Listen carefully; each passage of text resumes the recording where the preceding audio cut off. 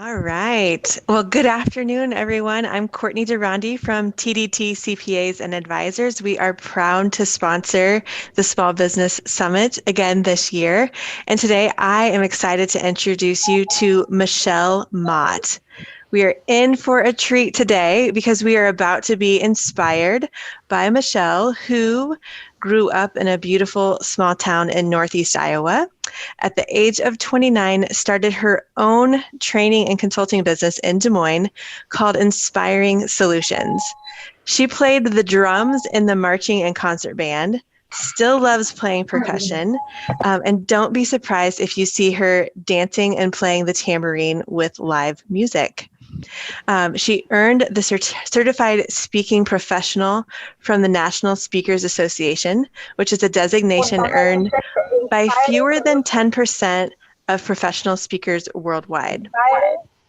For the last 24 years, Inspiring Solutions has been an award-winning authorized partner of Wiley Learning Solutions, the providers of the 5 behaviors of a cohesive team and everything DISC assessments. Need an attitude adjustment? She is known as the attitude adjuster because she has written several books and training resources on the topic, including the best-selling book, Attitude, The Choice is Yours. In her spare time, she enjoys traveling and sharing quality time with friends, family, 4 grandkids, and 2 spoiled labs, Bailey and Murphy. One thing most people don't know is she loves to golf. In fact, she's had 2 holes in 1. That's amazing. That's awesome. So let's welcome Michele Mott.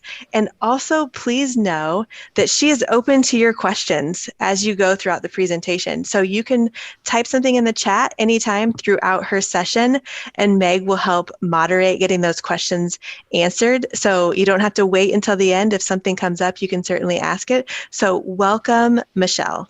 Well, thank you, Courtney. And Meg, thank you for inviting us to be a part of your Small Business Summit this year.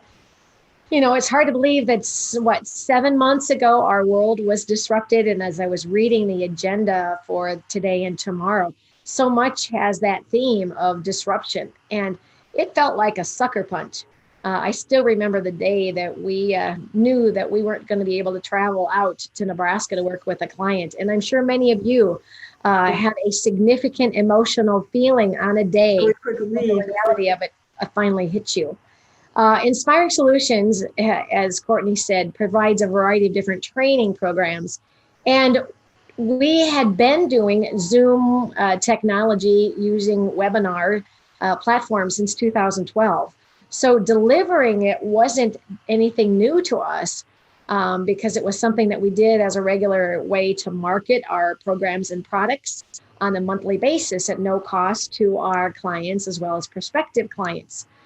But on March 16th, we realized we needed to retool, refuel, and reset our strategy. And so since then, we have designed 4 new virtual specific webinars, and we'll talk a little bit about the first one a little bit later in this program. We've had several new contracts being just as willing to do on-site as they are now online. It's a little bit different, though, when you're on-site. Everybody's wearing a mask, and instead of being in a classroom where everybody is sitting next to each other, everybody typically has 1 person per table. So it definitely is a little different feeling. But I will tell you that I think we've got to learn how to adapt to get through this pandemic. So what I'd like to do with our time together is to give you some of the lessons that Inspiring Solutions has learned through this pandemic and introduce you to a tool that we use for leadership development that I thought as a business owner or someone who is leading a team could learn how to create a recovery plan, especially in certain times. Build trust and alignment around that plan, and then finally execute the plan with and through into the new normal, whenever that might be. I believe the handouts were linked to today's program agenda, as well as I believe that there'll be a link in the chat box for you if you'd like to download them and refer to them. If you wanted to print them out afterwards, you could do so. But we're going to take a look at a sample of the Everything Disc Work of Leaders profile, something that you could actually complete for yourself afterwards. And I'll share with you a special that we're going to offer for being a participant today. And then there's a handout that has some additional information about the program, Inspirational Leadership, which is actually a series of different programs or workshops. And then we want to stay in touch and continue to provide you with online education. So for the last, 29 years, as we've worked with clients around the country, I have realized that change looks like and can feel like entering a body of water. COVID, however, felt like you were pushed in, shoved in, no time to prepare because there were no best practices. There was no real warning as to what we would expect and what we needed to do as a result of COVID-19. And hopefully you've come up for some air because it really has been an overwhelming experience in so many ways.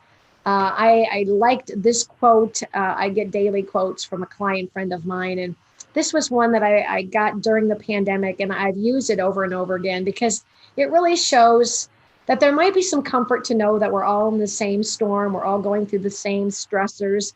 And as business owners, I know full well what you might be going through. I've had lots of sleepless nights, stress imposed upon how are we going to make it through with a pandemic and how do we catch our breath. But not everybody is in the same boat, both professionally and personally. And I think we really need to be empathetic of that. I would tell Dana, who's my assistant, in the process of learning how to navigate. We are building the ship while it's navigating because we had no idea what we were doing. I'm going to share with you something that we did earlier than some of our competition to try to get a jump start. But there were no playbooks. No guidelines. It was all kind of trial and error and trial. How many of you are familiar with or have ever read the book, Who Moved My Cheese by best-selling author Ken Blanchard? And if you've not, I would encourage you to pick it up. It's a quick read. It's about a fable where 4 characters were faced one day to the fact that their cheese had disappeared. And there were 2 characters named Him and Haw who sat around feeling sorry for themselves, placing blame on somebody for putting them in this situation.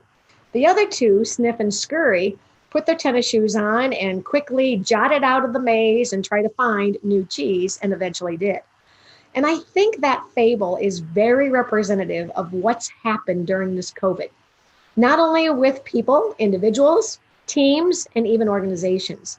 Those that were sorry for themselves, kind of waiting for something, maybe it was a PPP, to come rescue them, kind of had to wait it out.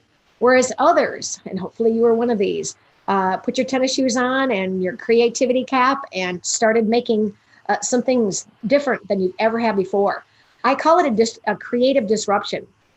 People were affected, your customers, your clients, whatever you refer to them as, your employees. Practices may have had to be scrapped because they no longer made sense. You may have had to change or even create policies. Working from home was definitely something that no one had been as comfortable with as others. And then finally, procedures. In what way can you safely serve your customers? All of which in this new virtual world. So my question to you, have you made your own lemonade? As Courtney said, I'm known as the attitude adjuster. And I always say that when you get dealt a bunch of lemons, learn how to make lemonade. And I really do think that there's been a lot of opportunities to learn, implement new practices. In fact, I do a lot of work in healthcare. And telemedicine had taken probably a 10-year advance being thrown into COVID. Another client of mine talked about Hy-Vee. You probably are familiar with that grocery store. Well, they were talking about how their online and their delivery service just went gangbusters because of it.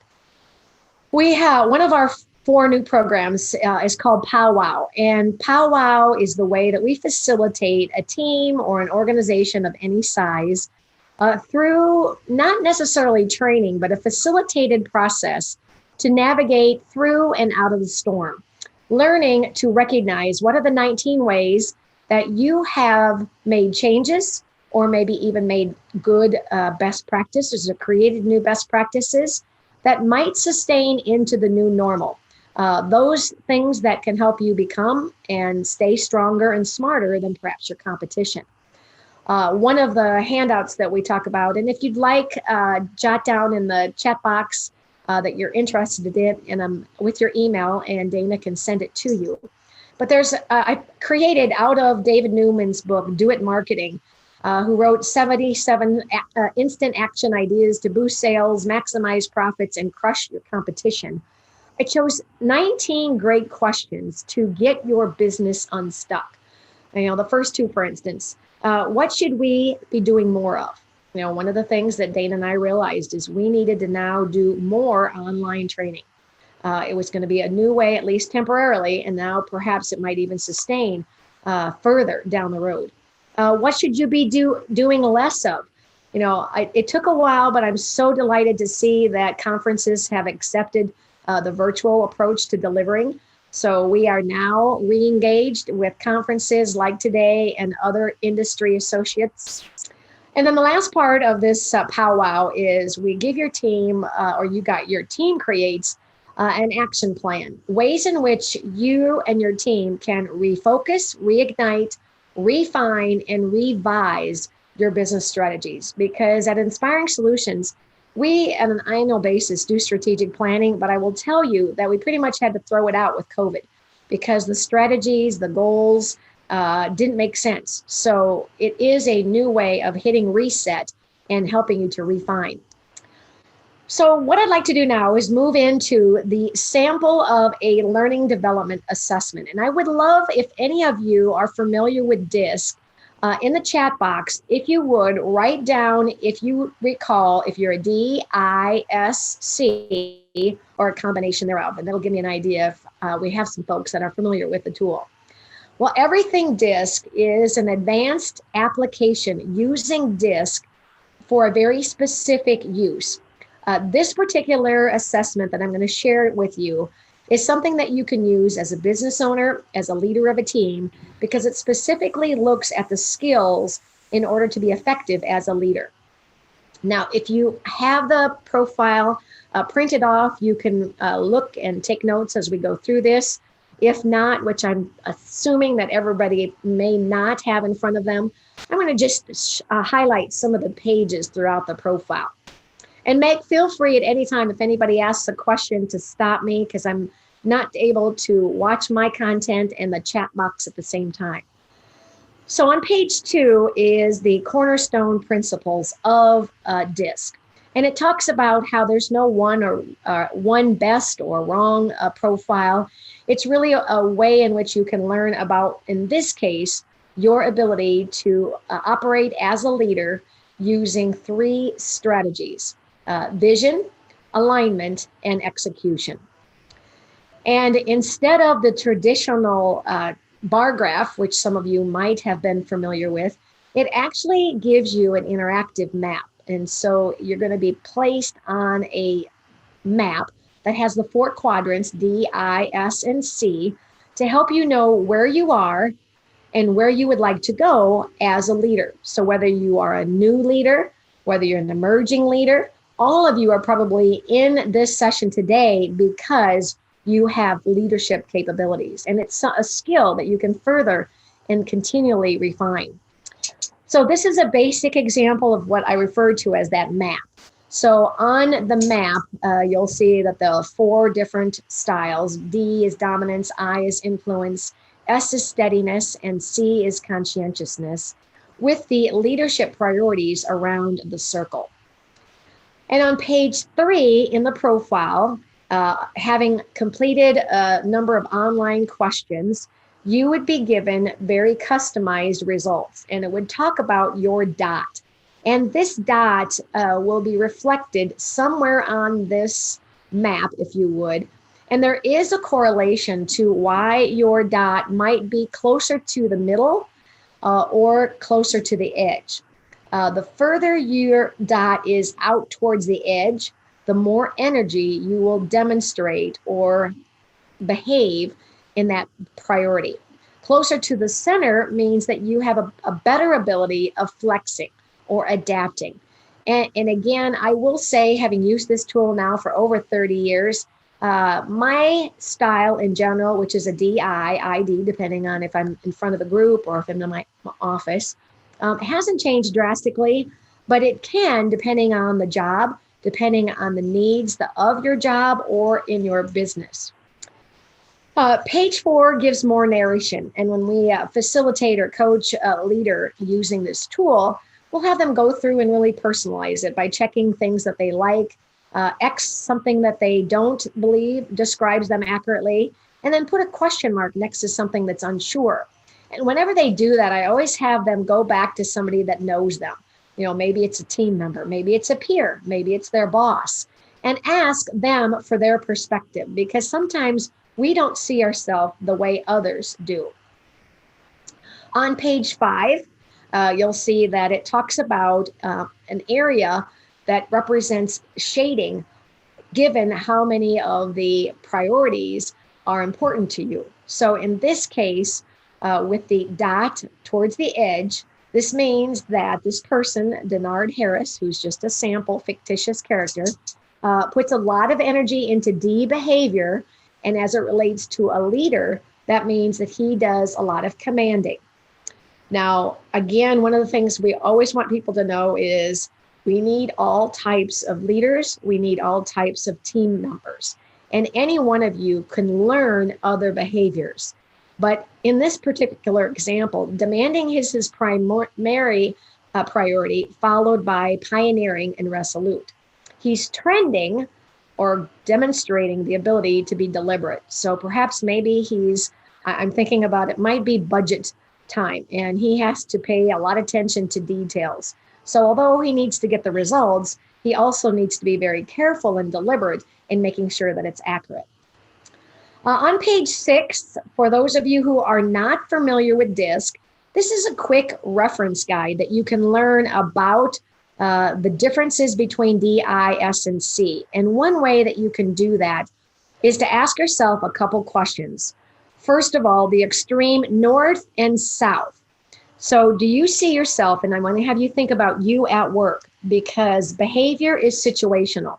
You at work in your business might be communicating and interacting with people different than when you are at home with your spouse or your children. So I'm sorry if you guys hear my dog barking in the background. I think she's getting a little bit anxious. So I'm hoping that she stays cool.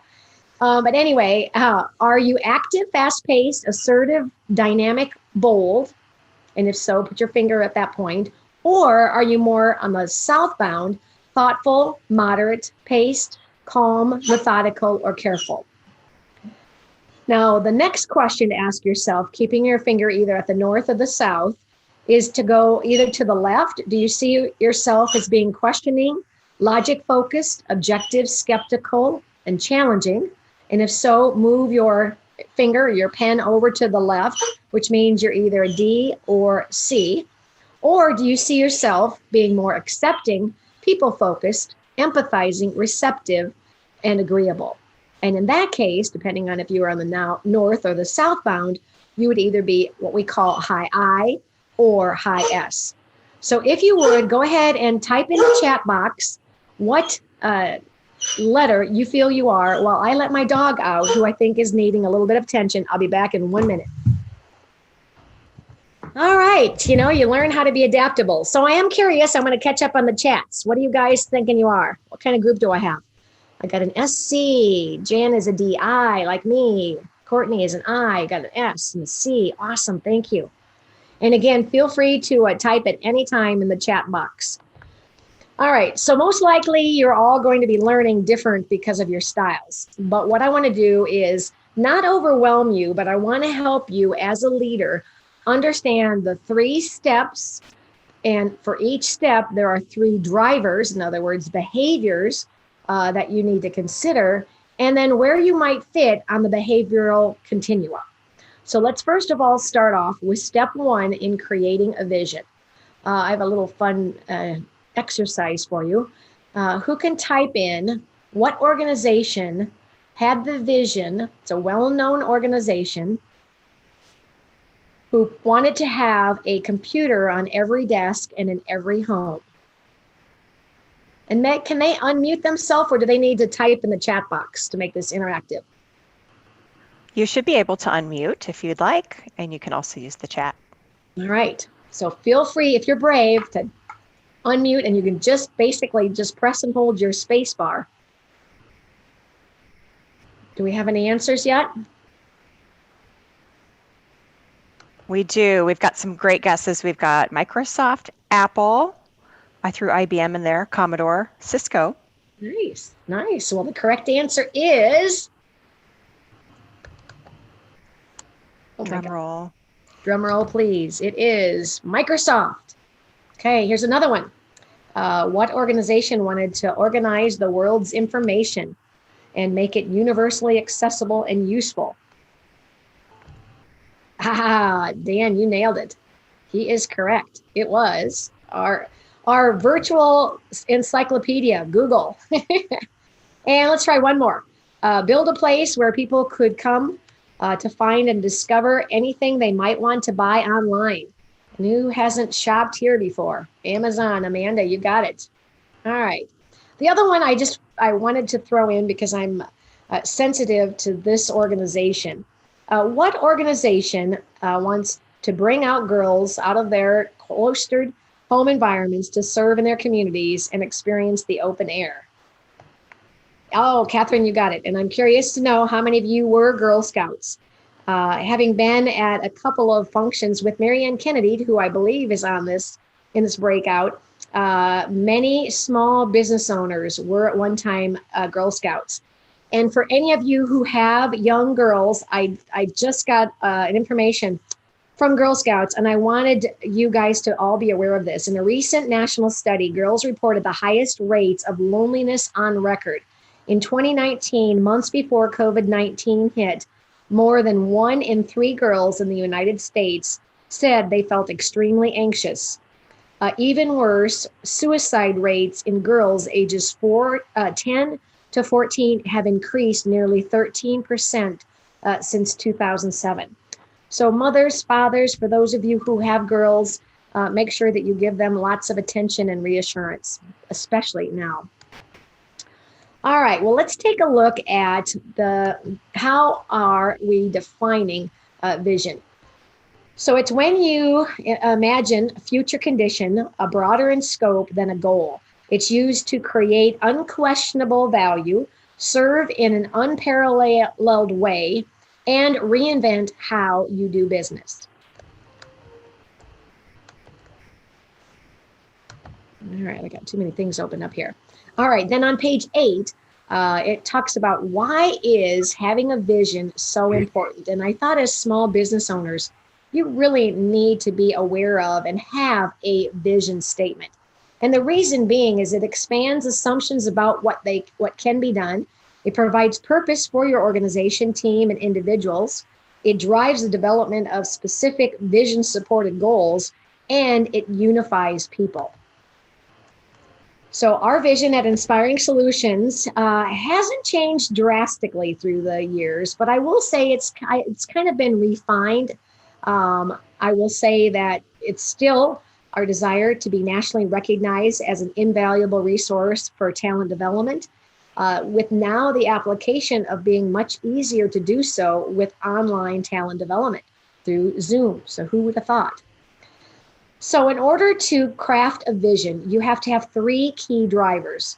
A leader needs to have exploration, boldness, and testing of assumptions.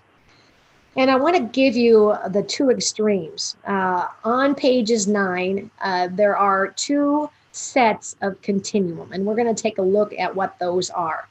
So the reason that the continuum is important is that everyone can perform a best practice. These are leadership best practices. However, it takes more energy the farther your dot would be to the left. And that 50% of the people between 5 and 9 behaviors are on the left side. So that means that there's opportunities for leadership development. So the first example of exploration looks at 4 sets of behaviors. On one hand, you're going to look at to what degree do you seek closure, which means making decisions and finalize plans quickly, and you prefer not to revisit options. In other words, once you make your decision, you want to go with it. And on the other hand, remaining open. And what this means is you're a leader who entertains new ideas from others, and you're not apt to hurry to finalize plans because maybe you want to get input from others or you want industry best practices.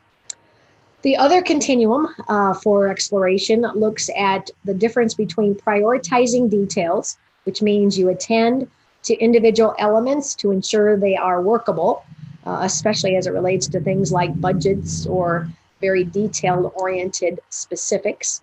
And on the other hand, prioritize big picture. Focus on the broad overall view of an idea or a project. So you can look at this from a business model perspective, or you can also look at it from a project perspective. The second driver within crafting a vision is boldness. And boy, we certainly have needed to have brave and bold leaders during this pandemic. So again, to give you the idea of the continuum under boldness, it compares cautious and adventurous. Cautious means that you're one who minimizes risk and uncertainty. And on the other hand, if you're adventurous, you're one who enjoys the excitement of taking risks and are comfortable with the unknowns. And I know Dana's going to get a chuckle out of this, but I really enjoy change. I get bored if everything is status quo for too long. And I think that's why I enjoy learning new industries to work with, new clients to work with. And when COVID hit, we had to retool and refuel. And so it was tiring, yes, but I was really energized. The second set of continuum under boldness is the difference between holding back, which you're hesitant to say anything that might be challenged or put their credibility on the line. And that could be fear of criticism from your peers, your teammates. And the other spectrum are those that are willing to speak out. You know, you're willing to be transparent, volunteer bold ideas, even put their credibility on the line. I'm not saying to compromise your values, but you are willing to think creatively outside the box. So as I mentioned, this was an example where in 5 days, we contracted or collaborated with another organization out of Minneapolis, Organized by Design, or Organized Audrey. And we, in 5 days, created a brand new program. We marketed it and had 1,400 people register for a program called Working Virtually from Home. And this was way before anybody was starting to do all the Zooming and the training. So we wanted to quickly be agile in our competitive world. And then the third driver for crafting a vision is testing assumptions. There are some expensive lessons. Sometimes when you're too bold or too creative, it could be costly. For those of you who remember back when we'd have phones on airplanes, who would have thought that cellular phones would have taken that creative idea and blown it out of the water? I recently traveled, and I'll show you some of my careful assumptions as I was traveling. But the two continuums on testing assumptions, first looking at deciding independently. This is where the leader would prefer to make decisions autonomously without asking for input. In other words, look at all the data, his or herself, and make the ultimate decision. Whereas another type of leader would seek counsel. You have trusted advisors. Those trusted advisors could be your employees. They could be your stakeholders. A lot of times we seek feedback from our customers. And if you ask, your customers will tell you exactly what they want or need from you. The other continuum compares pushing forward, which means you prioritize quick progress, find it difficult to be patient with careful evaluation. On the other hand, exploring implications is when you're willing to be patient in evaluating ideas to determine potential benefits and drawbacks. And I'm not going to get political, but I will say that being patient since Election Day is something that I believe only the true leaders can appreciate. As I mentioned, I do normally travel wherever a plane, train, automobile, or bus takes me. But since COVID, I've not flown as much. I've done a lot more driving than I had been before. But I've gone on a couple commercial flights, and it was kind of intimidating. I was pretty fearful because it was early in April. But I masked up and I wore eye protection, and I even put a hoodie on because I just wanted to remember to be in isolation. I even wore gloves.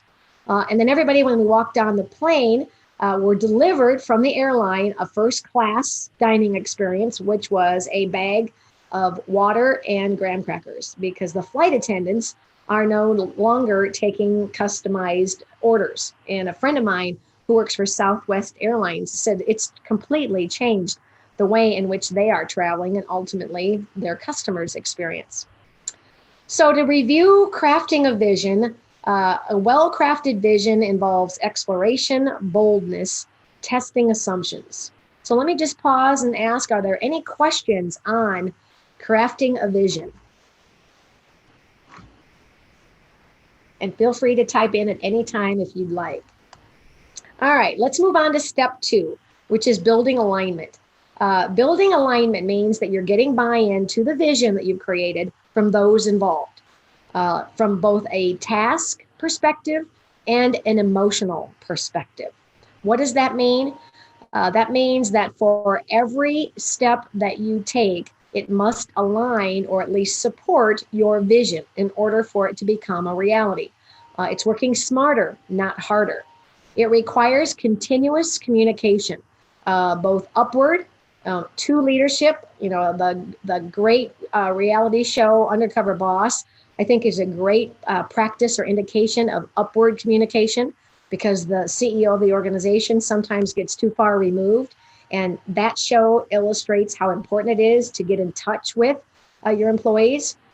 Obviously, there requires downward communication. So as the leader, you must be articulate with what your vision is, what you need, and what your expectations are of your team, whether it's a team of 2 or 22, as well as lateral. Now, depending on the size and complexity of your organization, that means between departments, or in some cases with a small business, it might be between functions. So I know that Dana and I, when we produce these webinars, she stays in her lane and she is my behind the scenes producer. She knows everything there needs to know about how do you maximize the technology. I, on the other hand, think about how can I create and craft a PowerPoint learning experience. So it's one of those things where we have to work together so the left hand knows what the right hand's doing. If you're following along again in the profile, it talks about what is alignment, and there really are several different ways of looking at alignment. There could be the formal and informal communication. In other words, you might have an annual review of your State of the Union, per se. Some organizations that I work with have quarterly roundtables or town hall meetings, whatever they might be calling that when they get all their employees together. You might also have informal communication. Dana and I had just started doing weekly chats. A weekly chat is something that we use for like 15 minutes every Friday morning to kind of talk about what was our priority for the upcoming week and what needed to be done. And then also a follow-up from the previous week as far as what was accomplished. And so it was a kind of way for us to continually touch base. And I'll tell you, when COVID hit, we were not only doing weekly, we were doing daily. And some days I can remember talking early in the morning and talking at the end of the night. It was just kind of an emotion that the ship was crafting as it was being set sailing. Another way of communicating is face-to-face and now virtual. So you've got to figure out if you're a type of leader who needs to have people around you to communicate, you might be struggling with virtual communication. The language that I'm using now is you're going to need to initiate communication. People might not just stop by your office. So you need to have strategies specifically for face-to-face and virtual communication. Lateral and hierarchical, which was what we've been talking about, all of which to help negotiate and prioritize your interests. In other words, you've got to make sure that everybody knows what's the priority for the day, for the week, the month, all of which helps to support the vision. So the three drivers for building alignment include clarity, dialogue, and inspiration. Let's take a look at the behavioral continuum. On one end, you've got offering intuition, which means you communicate more with their personal feelings and opinions. On the other hand, you explain the rationale. The big thing here is you explain the why. What's the most common, frequently asked question kids of their parents? Why? And I think especially in times of change, when policies are changing, regulations are changing, people will accept the change if they understand the rationale, or if you answer the question for them, why. The other two continuum include impromptu messaging. Don't tend to invest energy in organizing what they have to say. They kind of just wing it. Well, I'm not sure when we're going to meet next, but we're going to just have a meeting and talk about something without an agenda. And I believe it's very important to have a structured agenda, even if it's simple. What's new, what's your priorities, and how can others help? Those are three very specific ways of reporting as well as asking for feedback. Michele, I may pause and hopefully not derail you here. There's a question in the chat about what are some of those strategies that you have used to enhance communication? Oh, great. So one way is what I call the huddle. In the case of an office is you get together, no different than why a basketball or football team calls a timeout, and you stand up. It isn't even a sit-down meeting. It's a huddle, and it might be done at the first thing in the morning. It might be done in the middle of the afternoon because maybe you get a little bit sleepy in the afternoon and you need to kind of pep up everybody just like a huddle does. So that's a strategy that if you are consistent, I'm really big into consistency. I don't care if it's just weekly, say every Tuesday at 2:00, or it's every morning at 8:00, bring your cup of coffee, but consistency drives consistent results. And that's one strategy that, if done well, really helps keep people motivated, informed, and working smarter, not harder. So that's one of the ways I'd suggest. Thank you for asking. All right, so the continuum for dialogue are twofold. One is, do you present information? In other words, communicating new ideas and information without room for discussion. In other words, it's a one-way dialogue. Here's what we've decided. Now, here's why. No room for discussion or reconsideration. Or are you one who wants to have an exchange of perspectives? And I call these types of communications more synergistic, where you have in mind what you want to have accomplished, but you're not quite sure how. You let the experts do that. And then the other continuum of dialogue looks at challenging versus receptive. When you're a leader that challenges, you respond with questions and skepticism to different points of view. And oftentimes it's almost like a defensive mechanism. You're feeling as though someone is asking questions to disagree with you. And I think that productive conflict comes when you can openly disagree with each other. The other spectrum is being receptive. Receptive is when you are inviting and appreciate different points of view. And I think when new employees are hired, they bring such fresh perspectives that you really need to make sure that you're allowing those new employees to feel welcome, because it's very intimidating to start a new job anyway. But when you don't know people you're working with very well, you don't know what the policies and procedures are, you've got to and need to ask questions. So I always say in my classroom or on my teams, the only stupid question is the question that didn't get asked when you have the opportunity to find out. And then the third driver for building alignment is inspiration. And this looks at how reserved are you? And we do a lot of work in the area of inspiration or in emotional intelligence. And I was just writing a program about why emotional intelligence is so important in the workplace.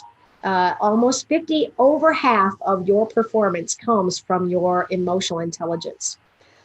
Expressive leaders are upbeat. They're like a coach. They're able to motivate. They're able to bring up people's spirits when they're down. A matter of fact, are those leaders that are straightforward, they're practical and tend to focus on the facts, whereas encouraging leaders inspire others to believe in the importance of their work.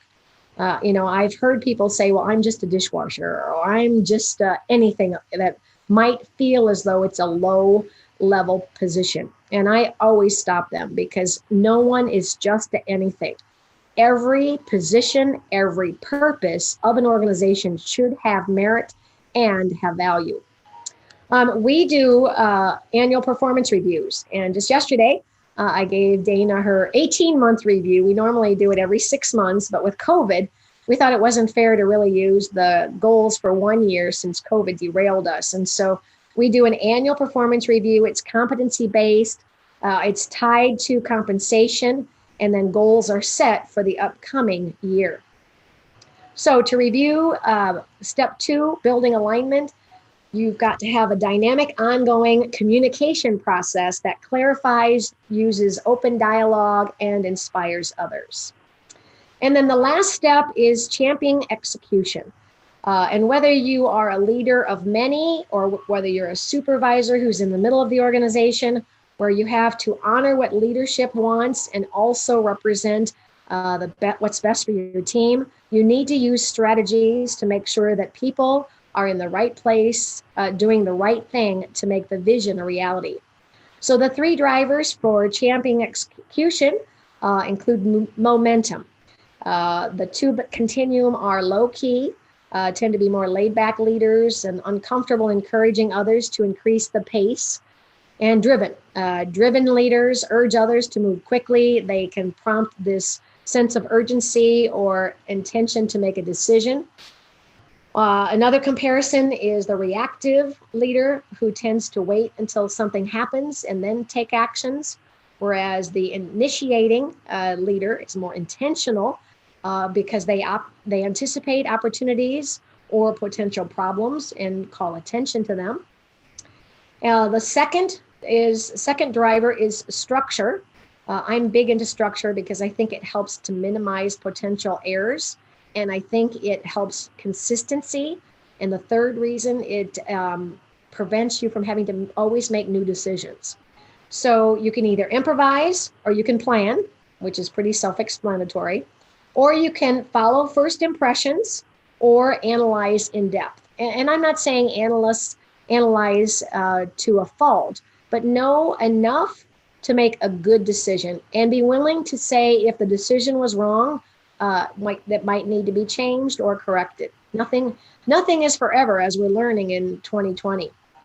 And then the final driver for executing champions is the continuum of between maintaining harmony, where you have a safe, comfortable environment where everybody pretends to get along, compared to, on the other hand, problems are just disguised opportunities, and productive conflict occurs on a regular basis, but everybody is at least willing to address it and not take it personally. Another continuum is, are you a leader who offers less or more praise? Because feedback is truly the breakfast of champions. And I think people always like to know what they're doing well, but I also believe people like to know if they're not doing something well. So to what degree do you give balanced feedback? This is an example of how at Inspiring Solutions, we have a dashboard, and our dashboard is aligned with our strategic plan. Each of our goals have very specific measurable results, and we update it on a quarterly basis. Oh, I see Meg, so we must be getting close to the time. Yep. Time flies, doesn't it? It does. It does. Oh my gosh. Well, let me close with John Maxwell. Leaders must be close enough to relate to others, but far enough ahead to motivate them. And I hope I've motivated all of you guys today. And Michele, we do have time for one quick question that is in the chat, and it's this delicate dance, right? How can you be driven and initiative, but also not seem overbearing or overwhelming? How do you find that middle ground? Yeah, it is. I think it depends on who you are leading and working with, because some people's pace will keep up with you, and some people, and I will say, using the DISC model, we have found that the majority of the world's population are high S's, which tend to be more steady and slower paced, which is good because you want people that are loyal and willing to follow, but they might not jump at change as quickly as others.